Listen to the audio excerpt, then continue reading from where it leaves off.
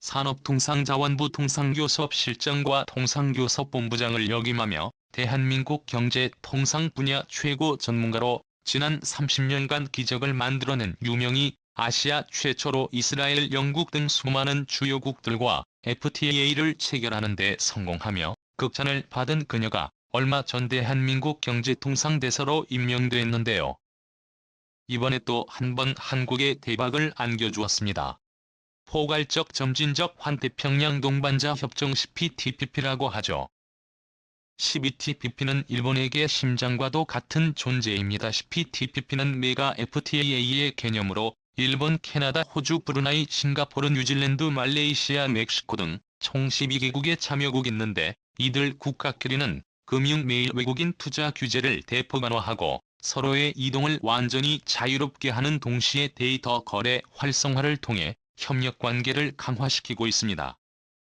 이외에도 서로의 제품을 수출입할 때 관세를 대폭 완화시켜주고 있는데요. CPTPP 가입국의 인구수는 6억 9천만 명으로 미국 인구의 2배가 넘는 엄청난 규모입니다. 트럼프 시절 미국의 CPTPP를 탈퇴하면서 현재는 일본이 해 CPTPP의 주도권을 꽉 쥐고 있는데요. CPTPP를 주도하면서 일본은 사실상 엄청난 혜택들을 누리고 있습니다. 그런데 놀랍게도 바로 한국의 새로운 경제 통상되어서 유명이 때문에 일본이 누렸더니 엄청난 혜택들이 한순간에 날아갈 위기에 처했습니다. 반대로 한국은 유명인 퇴사 덕분에 초대박을 손에 쥐게 됐습니다. 대한민국 정부는 다음 달 초 포괄적 점진적 환태평양 동반자 협정 가입을 신청할 계획입니다.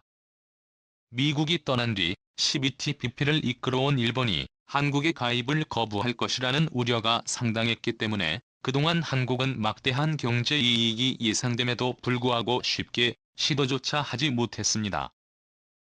하지만 유명인과 한국의 경제 대사로 임명되면서 상황은 완전히 뒤바뀌어 버렸습니다.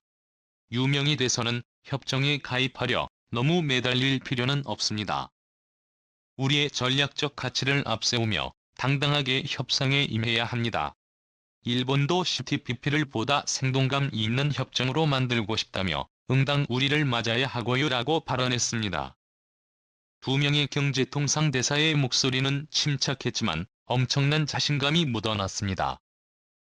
그녀는 한국은 아시아 태평양 지역 내 손꼽히는 무역 강국이자 반도체와 같은 핵심 품목의 제조 기술과 설비를 동시에 가진 국가라며 글로벌 공급망이 분열하면서 안정적인 공급 기지를 가까이 두려는 회원국들의 수요가 커지고 있는 만큼 이를 지렛대로 삼아야 한다라고 강조했습니다.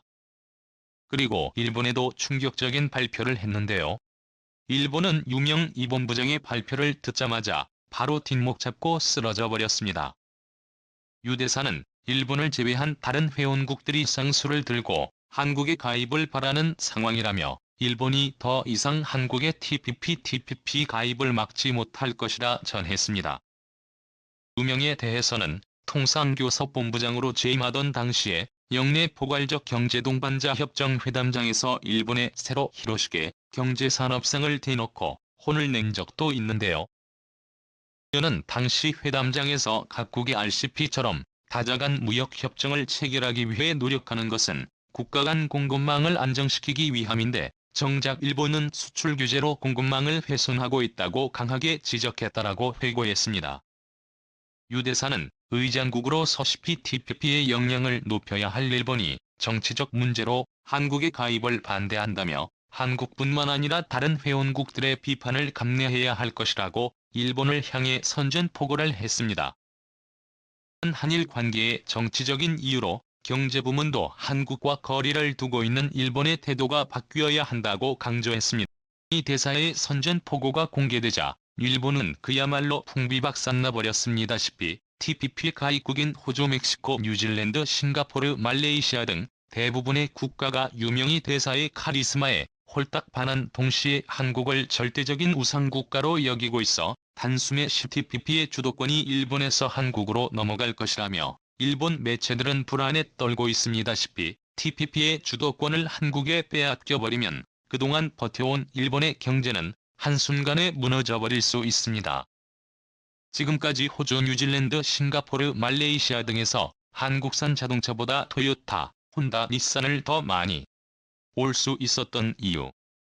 세계 최고 품질의 삼성 LG TV보다 일본의 파나소닉 TV와 일본산 세탁기 등 가전제품을 더 많이 볼 수 있었던 유일한 이유는 바로 CPTPP 덕분에 일본산 제품에 대한 관세가 압도적으로 낮은 덕분이었습니다. 그런데 CPTPP의 주도권을 한국이 가져가게 되며 이러한 일본산 관세 특혜가 완전히 사라질 수 있고 이미 품질과 기술력이 압도적으로 높은 한국산으로 도배가 될 예정입니다. 때문에 결사코 한국의 CPTPP를 반대해오던 일본이지만 이제는 일본을 제외한 모든 CPTPP 회원국들이 한국을 무조건 가입시켜야 한다며 아시아에서 최강국으로 급부상하고 있는 한국에 열광하고 있다 보니 일본이 더 이상 막지 못할 것이라는 사실에 유명 대사가 자신감을 가질 수 있는 이유입니다. 그렇게 되면 일본의 지난 수년간 엄청난 노력을 쏟아부어 구축해놓은 CPTPP의 포괄적 점진적 환태평양 경제동반자 협정에 한국이 단숨에 뺏게 되는 상황이 만들어지는 것이고 이런 게 주요국들을 상대로 수출할 때 한국산 제품들에 대한 관세가 한 번에 대폭 낮아지는 동시에 한국 자본에 대한 투자 규제 완화 및 인력의 이동 자유화가 가능해집니다. 그야말로 초대박이 난 것이죠. 일본의 위기는 이것이 끝이 아닙니다. 한국이 일본의 심장과도 같은 CPTPP의 주도권을 한 번에 뺏어서 버린 데 이어 중국과 러시아는 아예 대놓고 일본 열도에 대규모 해군 병력을 보내 위협을 가했습니다. 중국과 러시아의 해군 함정 열척이 훈련을 마치고 태평양에서 동중국해로 복귀하면서 일본 열도를 거의 한 바퀴 도는 무력 시위를 펼쳤습니다. 24일 교도통신 등에 따르면 방위성 통합만력 간부는 중국과 러시아 해군 함정 5척씩 총 10척이 가고시마현 오스미 해협을 나란히 통과해 동중국해에 진입했다고 전날 발표했습니다. 중국 함정의 오스미 해협 동시 통과가 확인된 것은 처음인데요. 일본 방위성은 중러 함정의 이번 움직임이 매우 이례적이라며 불안에 떨고 있습니다.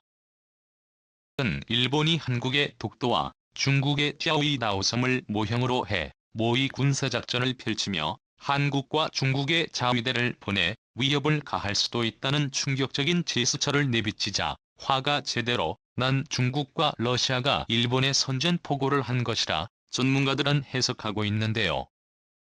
러시아의 쿠릴 열도와 한국의 독도를 탐내던 일본이 이제는 센카쿠 열도를 중국에 빼앗길 위기에 처했습니다.